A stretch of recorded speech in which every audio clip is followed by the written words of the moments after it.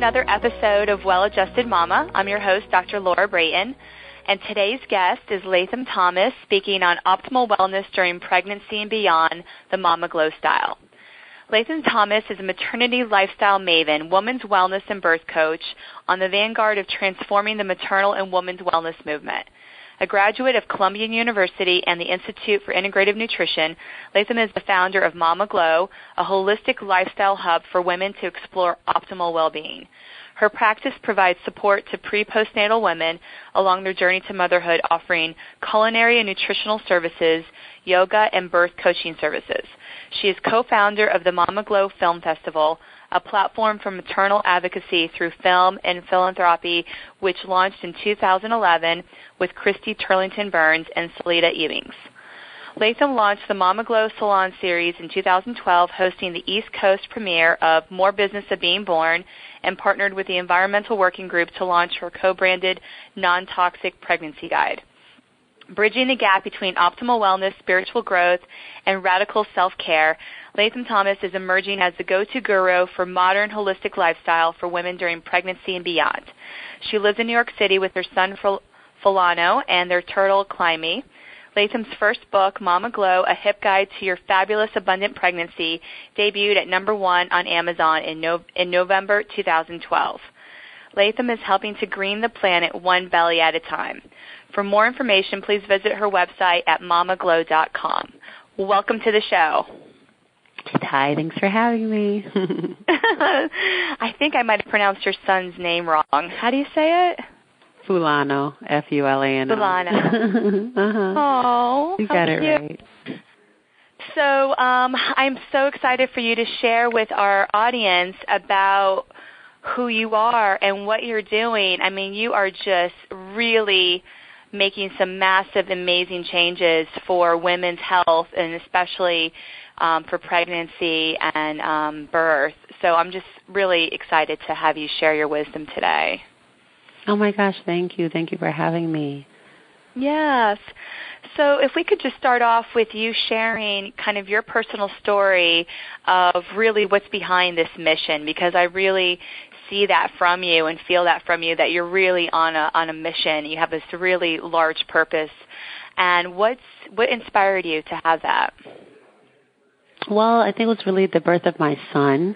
When I was pregnant, I was living in New York City, where we still live now, and being from California and wanting sort of a natural birth and really being entrenched, I think just really in my roots, there's this sort of idea that, you know, the body will, you know, figure it out, and I kind of like led with that in the back of my mind, even as I was learning about the physiology of pregnancy and the anatomy of labor and birth. And so I really wanted to feel good, and I read all kinds of things that were the opposite. It was like it seemed like a curse what they were talking about, and I was not having that experience. So I really wanted to you know, spread the good word, as I say, about, you know, what I believe pregnancy to be. And I think it's a celebration. And so I wanted to help women connect to that, which is beautiful, which is, you know, you never get these moments again when they happen, and that we should embrace even the challenges, because it really prepares us for what's to come.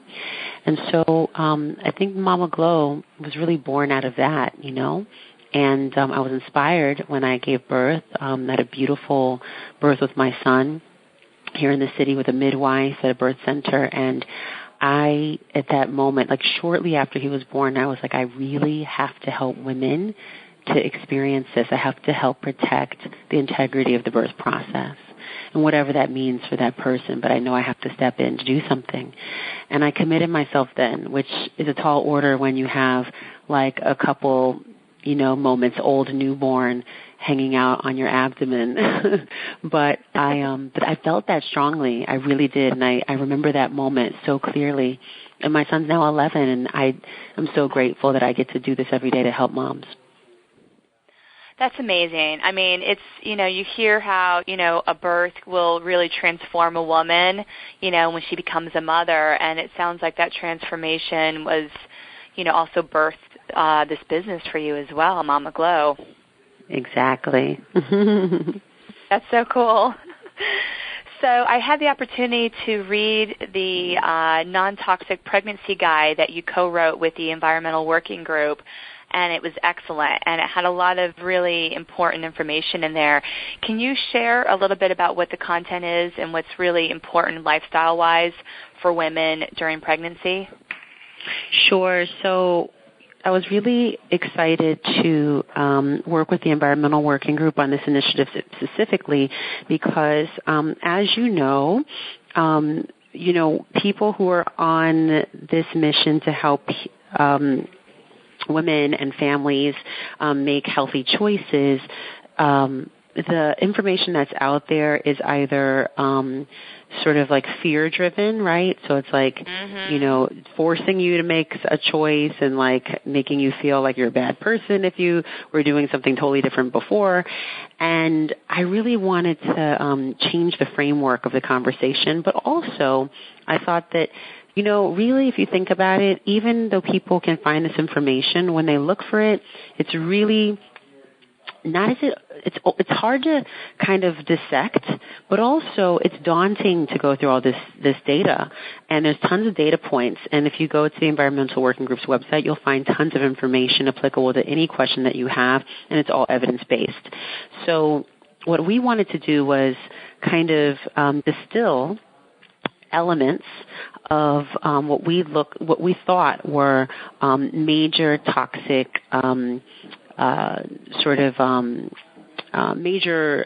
toxic impediments, and find ways to have moms think about a little bit differently their everyday chemical exposure and how to kind of limit it or completely remove it altogether.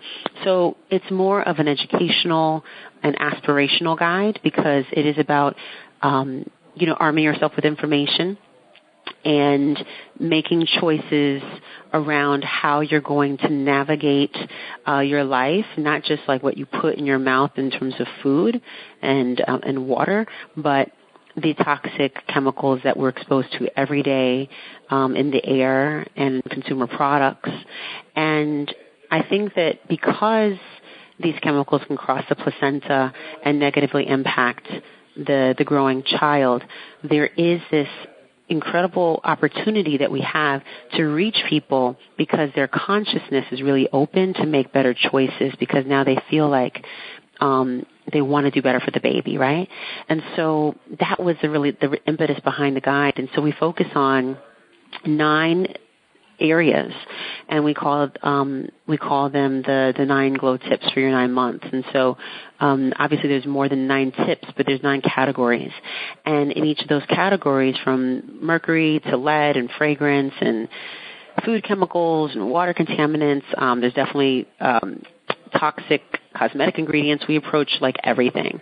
And in this, though, we talk about like where some of the risks are and like why we want to avoid, and then where people might find this, what it means to them, and then here's some things that they could try to make a difference in their life. And so you can really choose what works for you. So some people are going to say, well, I really like my makeup. Maybe I'm not going to really pay attention to that too much, but I'll really focus on fragrance and lead because I live in a pre-war building. Or maybe someone is, the mercury thing's going to really sit, and hit home for them. And other people, it's going to be, the harmful cleaning agents. So whatever it is for you, if you're, you can always find an area that you can clean up more, right? And that was our focus. Like, if you make baby steps, then this will be, a great way for you to give your baby a healthy start at life. Without it being overwhelming. Yeah, we don't want to, overwhelm, and we also don't want to make people feel like they're whatever they're doing right is wrong, or whatever they're already doing wrong. Because you don't know what people are coming, you don't know what they're coming from. This might be huge that they're even eating organic, or So I think it's just a thing to look at, to read, and it's because it's not consumer driven. There's no products attached to it. It's really focused on awareness, which I think is a huge thing, because when you look at the landscape of pregnancy, everybody's trying to sell you something because guess what? They can. Because guess what? You're sensitive. So you're sort of open, right? You're like, I really do need that thing that I just heard of and I don't really know what it does yet, but I need it, right? So it's like we didn't want to also make you think you have to buy something. It's not about buying new stuff. In fact, you probably need to clear out a lot of stuff. So it's a way for us to help people do that, to clean up, clear out, make space for this new life, and also make space for new lifestyles, right? Yeah, lifestyle. That's really the key here. Mm-hmm. Indeed, yeah. That's what we want to help foster. Do you think you could just briefly go through the 9 categories? Yeah, I just mentioned them, but so mercury, lead, fragrance, BPA, chemicals in food, harmful cleaning agents, toxic cosmetics, water contaminants, and fire retardants. Mm-hmm. Okay, great. And this is found on the ewg.org website. They have your. You can find it on the Mama Glow website. So it's on mamaglow.com. Yes. Yep. Okay. Great. And so people can go there and find more information. I know that I've had other podcast episodes that the Environmental Working Group has come up because it's such an important part of wellness and healthy lifestyle. And they do have a great app, Skin Deep. So for women wanting to understand, well, is my makeup, for example, toxic, you can use that app to find out what type of ingredients are in there and if they are harmful during pregnancy. Exactly. Yeah. I love Environmental Working Group for this because it's they have the food guide that's going to be huge too, the food database, which is also another way for us to look to see what the foods are and their ratings and all that, and get more transparency around the foods that we're putting in too. So I just think that they're like an incredible resource for parents and people who are, also, even if you're looking to start a family but you're not ready yet, it's just a great way to sort of figure out ways that you can make changes into your life before, because a lot of people that we see, start off with challenges with getting pregnant. So they come because they're having a little bit of difficulty. And the first area we look at is clearing up the diet and the lifestyle. So we clear a lot of things out. And if you do some of that work first, then we don't have to do that with you when you arrive. With the pregnancy, that's so true. I mean, preconception is the best time to kind of get rid of that toxic load in your lifestyle, whether it's cleaning products or skincare or non-organic food. And that also can certainly cause issues with conception. So, if there is fertility challenges, doing a cleanse and detox is one of the best ways to help get pregnant. Absolutely. Mm-hmm. Absolutely. So with your Mama Glow website, I know you share a lot of information about how a woman can take care of herself and nurture herself during pregnancy and afterwards. Can you talk a little bit more about what that looks like? Sure. So, one of our pillars for self-care is Glow Time. And Glow Time is this radical self-care practice that you're putting yourself first, taking time to really honor who you are, what you need in that moment. So sometimes it's a foot massage, other times it's a bath, sometimes it's a nap or reading a good book, but not denying ourselves these things because we need portals of self-renewal throughout our days to kind of, keep us going, keep us fluid, and to recharge, so to speak. So that's something that we really sort of, push towards through the content, but in the messaging, in our events, all over our Instagram as well. So just to remind people. And then we have several posts that really talk about rituals and self-care and great products, things you can make at home or that you can buy that we love, and things that are obviously, meet the criteria of our standards in terms of safety and efficacy.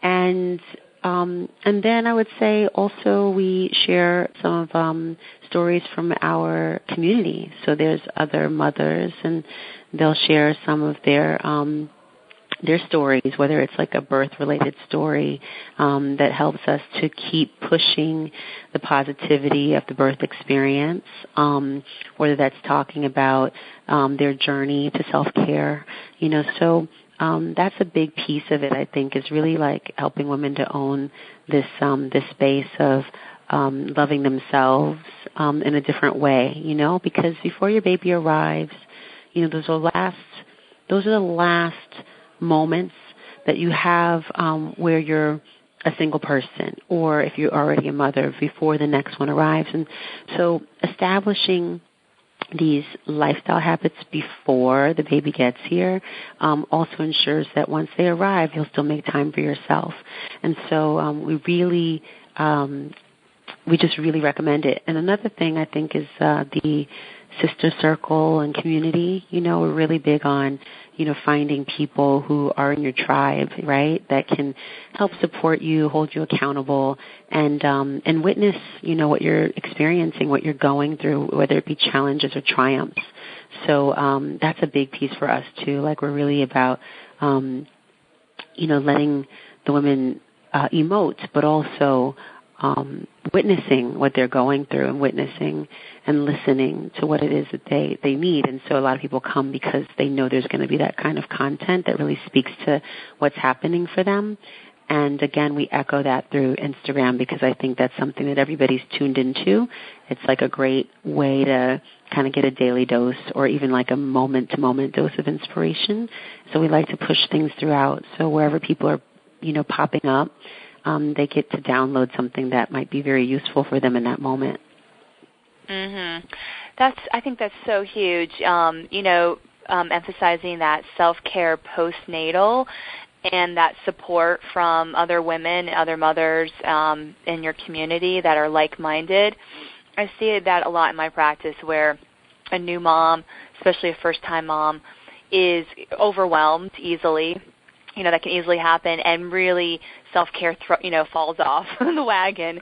And totally. There's so much to do, and there's so much to learn, and in such an accelerated period of time.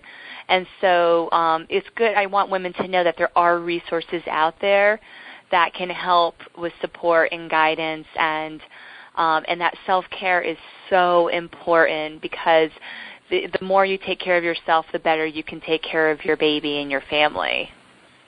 Exactly. Then you have it to do. You have the actual energy to do it. 100%. That's so huge. So, and the circle that you mentioned, the sister circle, that's located in Manhattan only, or is there other locations? The sister circle is something you create. So, I see. So it's more of a lifestyle suggestion. It's throughout the book. We talk about it through a lot of our content. We have tons of events that women come to, so they create their own. It's not, something that we take ownership over, because, you have to find people who really gel with you and your lifestyle and what you're going through and what you need and what feels good for you. And so we can never, create that for one individual person, or each person has their own sort of arc for their life. And so the journey is really within, right? So you have to go on your own and find what that community looks like for you. So, through our events, women can come and they can connect with other women, but through that, they find it on their own. I see. And if they don't live in the New York area, is there events in other parts of the country? Yes. So we have in Miami and in LA. I'm going to be in Dubai next week, and India. Oh, wow. So we have all kinds of things all over the world that we do. But I would say that the best place to go is to the website, because then you can find out when there's something coming your way, and also how you can bring aspects of the work to your own community.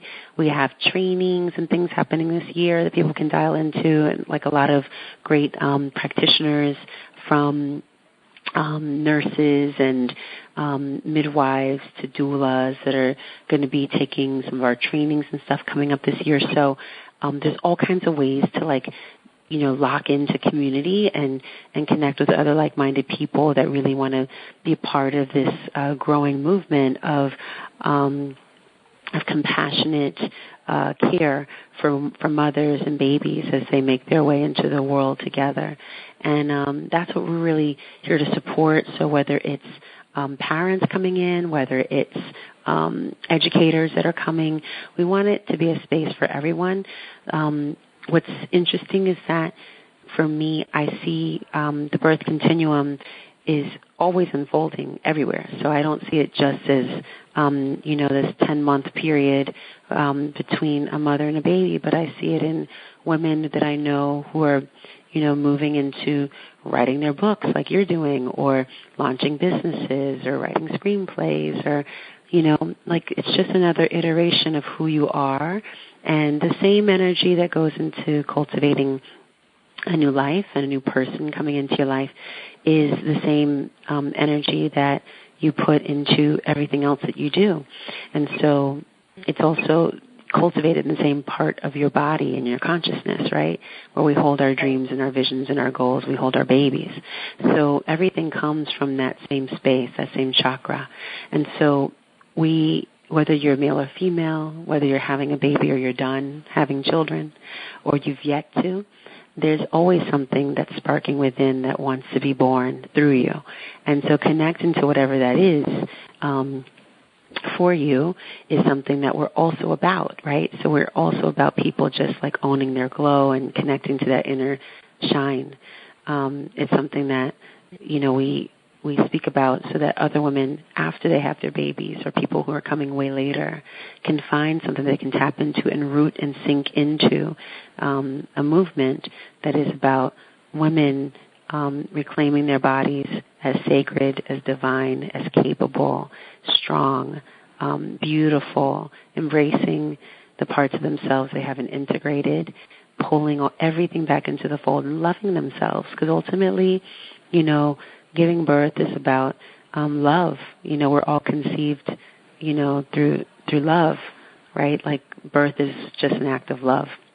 And so I think that this is really what we're trying to do, ultimately.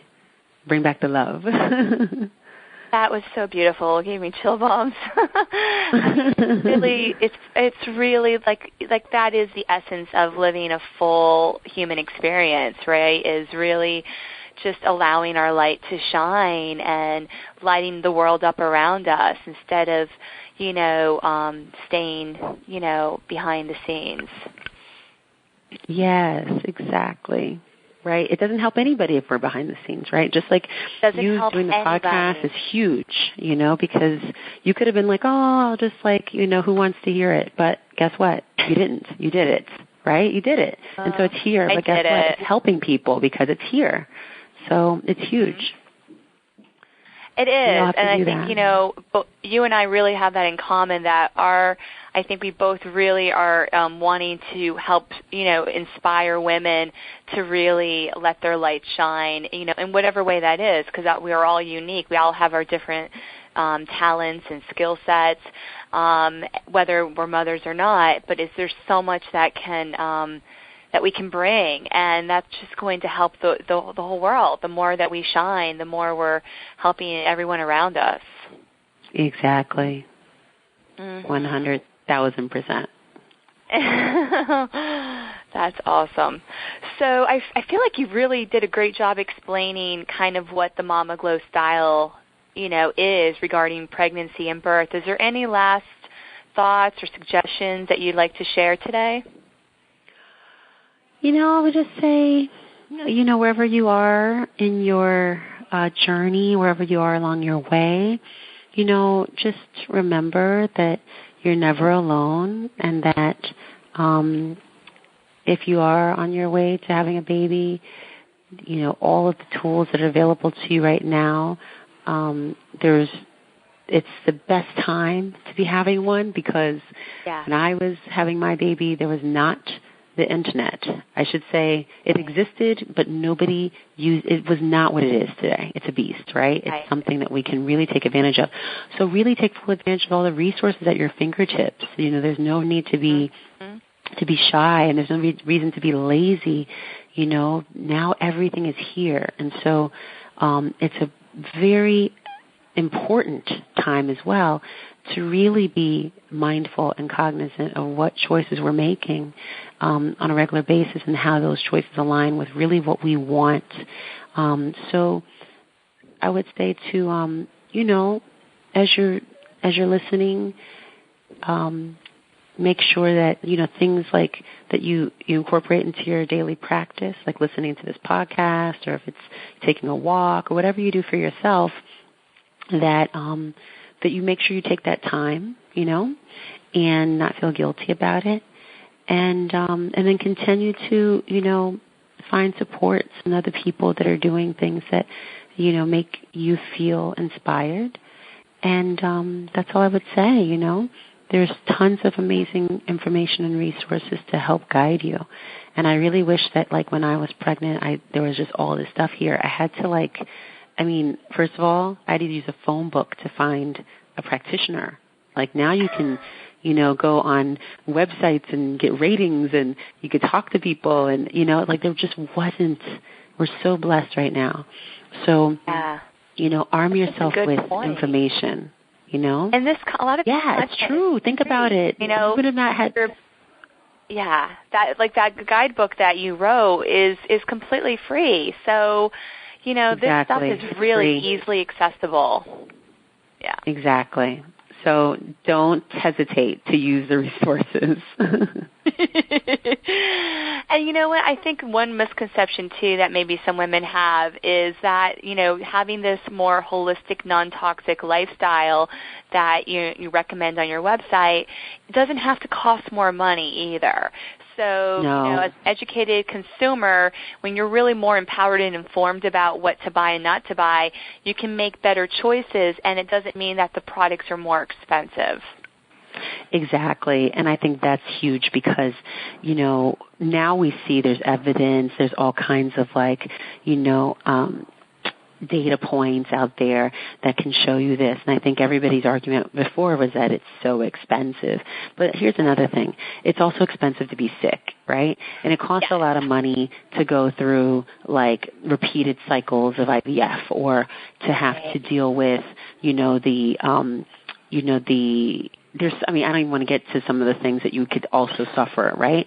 Why don't you just make the choice that's aligned with what you want, right? So when you have a choice of eating something healthy and saving 30 cents or whatever it is, splurge on the 30 cents or whatever it is, right? The difference. It does really make a difference. Your health is invaluable. Your health is invaluable. And here's the thing. The price, the real cost of food, when you're buying organic, that's closer to the real cost of food. So when you're buying these things, it's 99 cents for a sandwich or whatever. That's not the real cost.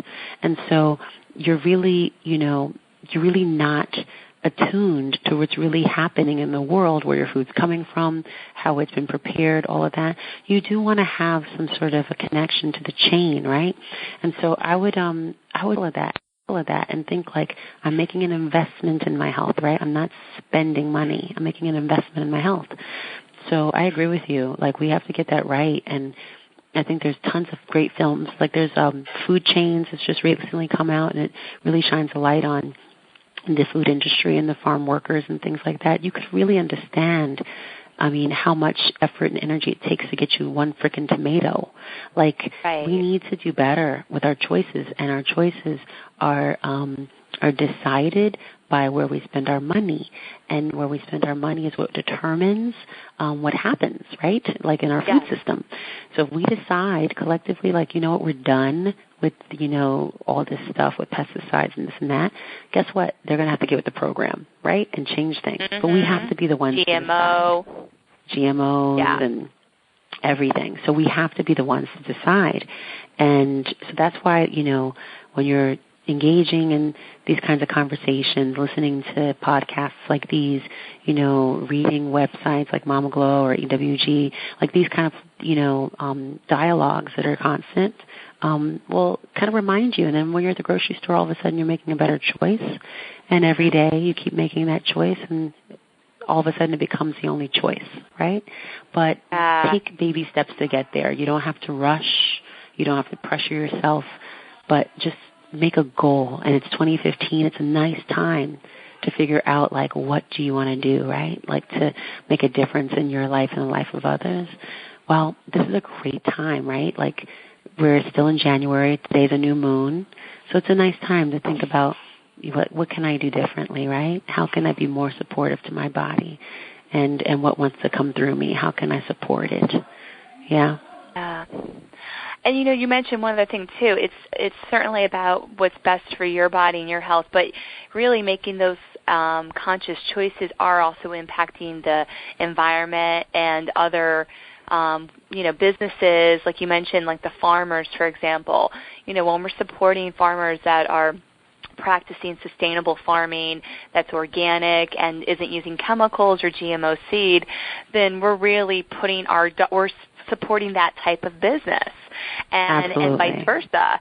So we can really, by our spending power as consumers, we can really show what we value and what's important to us. And if we're spending money on poor choices because they're a few cents less, then that's what's going to continue to be, provided in the stores. Right, exactly. And then we can't act like we're surprised when we see it. Right. Like, they're still selling this? Because clearly somebody's buying it. If they're still Twinkies. Somebody's buying it. Somebody's buying them. So, it's true. Oh, yeah. God. One last thing I wanted to share, because this is all connected, is I had an interview with another woman recently for the podcast, and she was sharing with me about the Robin Danielson Act. I don't know if you're familiar with that. But it's essentially asking a law to be passed by Congress that would force feminine hygiene product makers to label what's in their product, and if it's non-organic or if there's other toxins and chemicals used to make tampons and pads, that's clearly labeled on the product, because right now it's not. And right, you don't know what you're putting on. Yes, and I think a lot of women just don't even have an awareness that there could be toxins in their feminine hygiene products, right? It's not something that you're eating, so it doesn't seem to be the same, but it can be easily just as absorbable if it's something you're inserting in your body, and it has, pesticides and bleach and other chemicals. They get absorbed right into your bloodstream and go throughout your body. Exactly, and they get absorbed really quickly because they're going through a mucus barrier. Yeah. Right.